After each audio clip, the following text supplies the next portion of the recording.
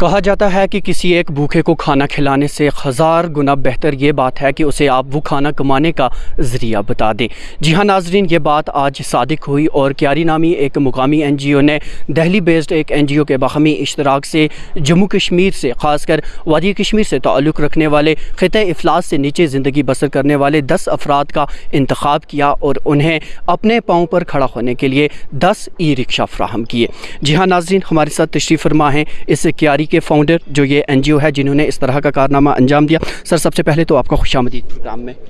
نہیں، thank you very much. جی سر، آغاز میں جاننا چاہوں گا ایک ایسا انیشیٹو جو گورنمنٹ کو اٹھانا چاہیے تھا اور ایک انسانی جذبے سے لبریز یہ آئیڈیا، یہ من میں کیسے آیا اور کس طرح ایگزیکیوٹ ہوا؟ جیسے کہ آپ لوگ جانتے ہیں کہ کشمیر میں بہت سارا ان امپلائمنٹ ہے اور انڈر پریولیج لوگوں کو ہم اپلفٹ کرنا چاہتے ہیں، اور یہ ایک ہم نے انیشیٹو شروع کیا ہے جہاں سے ہم 10 انڈر پریولیجڈ فیملی سے 10 بینیفیشریز چن کر یہ ڈونیٹ کرے فری آف کاسٹ، تاکہ مائکرو فائنانس کے بارے میں لوگوں کو پتہ چلے اور سسٹینیبل ٹرانسپورٹیشن کے بارے میں بھی لوگوں کو اویئرنیس جنریٹ ہو۔ تھوڑا بتائیں گے آپ نے یہ کیسے آئیڈینٹیفائی کیا کہ کون سے وہ 10 لوگ ہوں گے جو خطۂ افلاس سے نیچی زندگی بسر کر رہے ہیں اور جو واقعی ان ای رکشاز کے مستحق ہیں یا جنہیں اپنے پاؤں پر کھڑا کرنے کی ضرورت ہے؟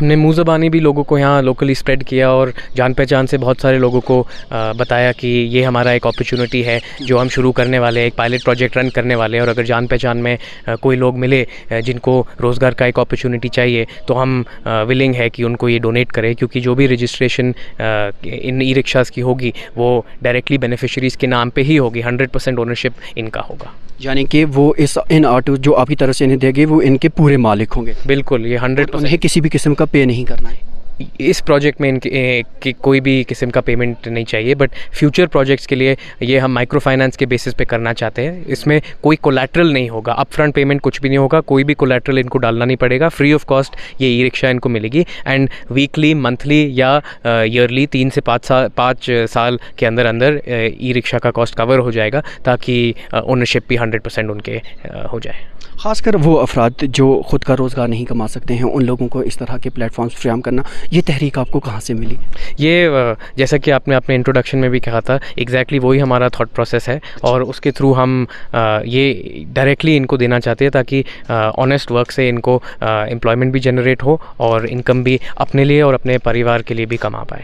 جس تھاٹ کی آپ نے بات کی وہ تھاٹ کو لے کر آپ چلے اور آج وہ مکمل ہوا، آج انہیں آپ نے ان آٹوز کی چابیاں جو ہیں وہ ان کے ہاتھ میں تھما دی، تو کیسا محسوس ہو رہا ہے؟ محسوس تو بہت اچھا ہو رہا ہے، پازیٹیو رسپانس بھی بینیفیشریز کے تھرو آیا ہے، اور اس کے اوور اینڈ ابو بہت سارے اور لوگوں نے مجھے اپروچ کیا ہے، کیاری کو اپروچ کیا ہے، جو ای رکشاز کو بھی اپنے لیے لینا چاہتے ہیں اور یا اپنے دوستوں اور پریوار کے لیے لینا چاہتے ہیں، کیونکہ یہ اس سے امپلائمنٹ بہت جنریٹ ہوگا۔ چلیے، آپ کا بہت بہت شکریہ، آپ نے ہمارے ساتھ بات کی۔ چند بینیفیشریز سے بھی ہم بات کریں گے۔ سر سب سے پہلے آپ کا نام جاننا چاہیے؟ میرا نام ہے شبیر احمد نگرو۔ شبیر صاحب کہاں رہتے ہیں؟ میں پلوامہ میں رہتا ہوں۔ آج آپ نے یہ آٹو لیا تو کیسا محسوس کر رہے ہیں آپ، اور آپ کو مفت میں ملا؟ ہمیں بھی خوشی ہو رہی ہے، یہ مفت میں مل رہا ہے، کیونکہ ہمارے روزگار میں بھی اس سے بہت آسانی ہو جائے گی۔ ابھی تو ہمیں کام ڈھونڈنا پڑتا تھا، اب تعالیٰ نے کیا ہے ان کی وسادت سے ہمیں کام اپنے ہاتھ میں، اور ہم ایک آٹو کے مالک ہیں۔ اچھا، آپ کو لگتا ہے کہ اس طرح کے انیشیٹیوز آپ جیسے جو افراد ہیں، دیگر کئی افراد ہیں جو خود سے نہیں کر سکتے ہیں لیکن انہیں اپنے پاؤں پر کھڑا ہونے کا ایک موقع مل رہا ہے؟ یہ تو ہونا چاہیے، اگر اور بھی این جی او ہیں ان کی طرف سے بھی ایسا قدم اٹھانا چاہیے۔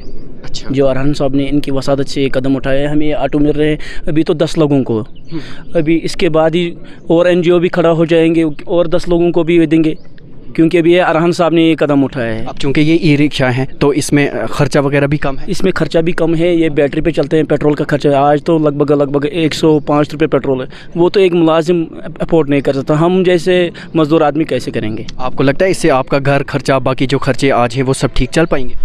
پورا تو نہیں، تب بھی آدھی تو ہو جائے گی۔ اگر 200 روپے ہم کمائیں گے یا 300 یا 400 روپے، اگر 100 روپے بجلی میں بھی خرچہ ہو جائے گا، 400 روپے تو بچیں گے، بہت ہی مدد مل جائے گی اس سے۔ چلیے، آپ نے بات کی، بہت بہت شکریہ۔ سر آپ اپنا نام بتائیے۔ جی، میرا نام سر محمد رفیع ملک ہے، میں بانڈی پورہ سے ہوں۔ اچھا، آپ بانڈی پورہ سے تعلق رکھتے ہیں، آج آپ کو بھی یہ ای رکشہ ملا تو آپ کو کیا لگتا ہے اس سے آپ کے روزگار میں کس قدر آپ اپنا روزگار کما پائیں گے؟ کیا یہ آپ کے لیے فائدہ مند ثابت ہوگا؟ جی سر، فائدہ مند تو ہوگا، اگر کچھ نہیں کم سے کم ایک دن کا تو 400-500 روپیہ انسان کما سکتا ہے۔ ہم بہت شکر گزار ہیں این جی او کا اور یہ آرین صاحب کا، تو اس نے یہ لانچ کیا یہاں پہ، اور میری گزارش ہے اور بھی این جی او والوں سے کہ آپ بھی ایسے ہی کچھ कीजिए क्योंकि बेरोज़गारी बहुत है।